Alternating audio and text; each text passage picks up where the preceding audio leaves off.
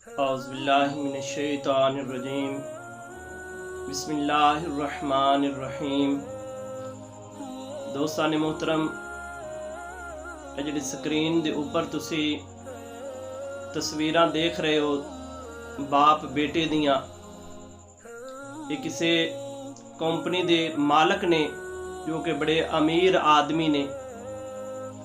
काफ़ी दिनों तो सोशल मीडिया के उपर इंटरनेट ते इन्हां दी मौत की खबर चल रही है कि ये लोग आप दोस्त के अंदर बैठ के समुंदर की तह के अंदर टाइटैनिक जहाज जिहड़ा अज तो 110 साल 12 साल पहले जिहड़ा जमीन के अंदर समंदर के अंदर जिहड़ा गर्क होया उनका मलबा देखने वास्ते ये 5 लोग गए और ये लुकमाए अजल बन गए। इन्हां लोगों के ऊपर बहुत सारे लोग गल्लां बना रहे ने कि जिन्ना पैसा खर्च करके ये गए ने, इन्ने पैसे दे नाल किसी गरीब आदमी की बच्ची की शादी हो जाती, किन्नियां गरीब आदमी दियां बच्चियां दियां शादियां हो सकदियां सन। इन्हां दे नाल किन्ने खानदानां नूं इन्हां दे वास्ते राशन लैके दिता जा सकदा सी, किन्ने बेघर लोगों के वास्ते घर बन सकता सी, किन्नियां आबादत गावां यानी मस्जिदां बन सकदियां सन, दरस बन सकते सन। इन्हां पैसों के नाल काफ़ी सारियां चीज़ां बन सकदियां सन, लेकिन इन्हां बाप बेटे ने ये पैसे खर्च करके अपने वास्ते सैर करने वास्ते गए और ये लुकमाए अजल बन गए। ये जिहड़े लोग तरह तरह दीयां गल्लां बना रहे ने, इन्हां लोगों के वास्ते वीडियो है। एक बुजुर्ग अपने शागिर्द दे नाल जाके एक कबर के ऊपर फातिहा खानी कर रहे ने और फातिहा खानी करन तो बाद उस बुजुर्ग ने अपने शागिर्द नूं मुखातब होके फरमांदे ने कि ऐ बेटा, ये जिहड़ा कबर दे अंदर नौजवान है, अगर इनू दूसरा मौका मिल जाए दुनिया के ऊपर आन दा तो फिर ये की करेगा, क्योंकि ये कबर दे सवालात ये दे चुका है। कबर दे हालात जिहड़े ने इनदे उत्ते सारे जहर हो चुके ने। अगर इनू दोबारा मौका मिलिया, ये शख्स रूहे कायनात के ऊपर आके की करेगा। तो वो शागिर्द कहने लगा कि बाबा जी, यकीनन ये बंदा अल्लाह की बारगाह के अंदर सजदा रेज रहेगा, अल्लाह की बारगाह के अंदर सजदा रेजी करेगा, एक लम्हा भी ये अल्लाह की याद तो गाफिल नहीं गुजारेगा, क्योंकि ये कबर दे सारे हालात जान चुके है। उस बुजुर्ग ने फरमाया कि ऐ बेटा, ये अल्लाह तबारक व ताला दा अमर है, ये अल्लाह तबारक व ताला दा फैसला है, ये दोबारा इन्हें वापस नहीं आना। लेकिन तेरे कोल अज वक्त है, तू अल्लाह दी बारगाह दे अंदर सजदा रेज हो जा, अल्लाह दी बारगाह दे अंदर तौबा इस्तगफार कर, अपने गुनाहों की माफ़ी मंग, इस वक्त नू ज़ाया ना कर, क्योंकि इस आदमी ने वक्त नू ज़ाया कर लिया है। अज तेरे कोल वक्त है, तू अपना वक्त ज़ाया ना कर। ये उन्हां लोगों के वास्ते ये पैगाम है कि जिहड़े तरह तरह के मशवरे दे रहे ने।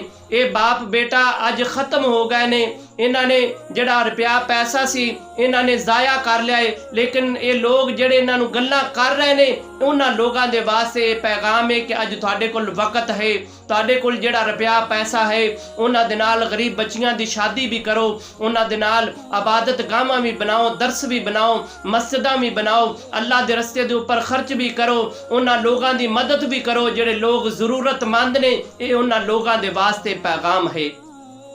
और फिर जिहड़े लोग ये कह रहे ने कि इन्नी दौलत खर्च करके इन्हां लोगों ने मौत नू खरीदिया, ये जान के मौत के मुँह के अंदर गए ने, उन्हां लोगों के वास्ते एक हदीस मुबारक है।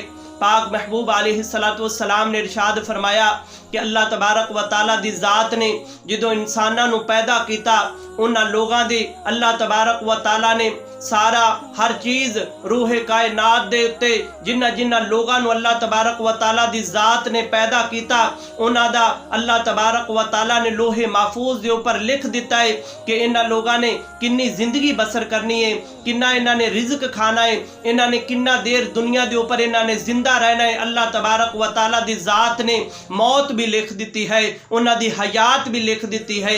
ये उन्हां लोगों के वास्ते ये हदीसे मुबारक है कि इन्हां लोगों का वक्त सी, इन्हां लोगों का वक्त आ गया सी जिस जगह ते इन्हां ने मौत आनी सी उस जगह ते पहुंच गए सन। मुकर्रा वक्त ते इन्हां दी मौत आ गई सी। इत्थे एक होर हदीसे मुबारक याद आ गई। पाक महबूब अलैहिस्सलाम ने इरशाद फरमाया कि हज़रत सुलेमान अलैहिस्सलाम दा दरबार लगा है और आप दे दरबार दे अंदर एक नौजवान बैठा है। उन्होंने एक बुजुर्ग जड़ा है इस तरह बड़िया अखां दे नाल देख रहा है, घूर घूर के देख रहा है। उस नौजवान ने जनाबे हज़रत सुलेमान अलैहिस्सलाम दी बारगाह दे अंदर अर्ज करदा है कि ए नबी अल्लाह तुसी हवा नूं हुक्म दिओ कि मैनू फलाने शहर दे अंदर पहुँचा देवे, क्योंकि ए बुजुर्ग जड़ा है ये मैनू बड़िया अखां दे नाल देख रहा है, घूर घूर के मैनू देख रहा है, मैनू इस दे कोलों डर लग रहा है। तो जनाबे हज़रत सुलेमान अलैहिस्सलाम ने हवा नूं हुक्म दिता। वो जिस शहर दे अंदर कह रहा सी हवा ने उस शहर दे अंदर पहुँचा दिता और मलकल मौत सी वो जड़ा बुजुर्ग उन्होंने घूर घूर के देख रहा सी उस शहर दे अंदर पहुँच गया। उत्थे जाके उसकी रूह कब्ज कर ली और फिर दोबारा हज़रत सुलेमान अलैहिस्सलाम दे दरबार दे अंदर आया, आके अर्ज की कि ए नबी अल्लाह ये शख्स तुहाडे दरबार दे अंदर बैठा सी, इंदा वक्त जड़ा है फलाने शहर दे अंदर इंदी मौत होनी सी, इंदा मौत दा वक्त आ गया सी, इस वास्ते अल्लाह तबारक व तआला ने मैनू भेजा, मैनू इस वास्ते घूर घूर के देख रहा सा।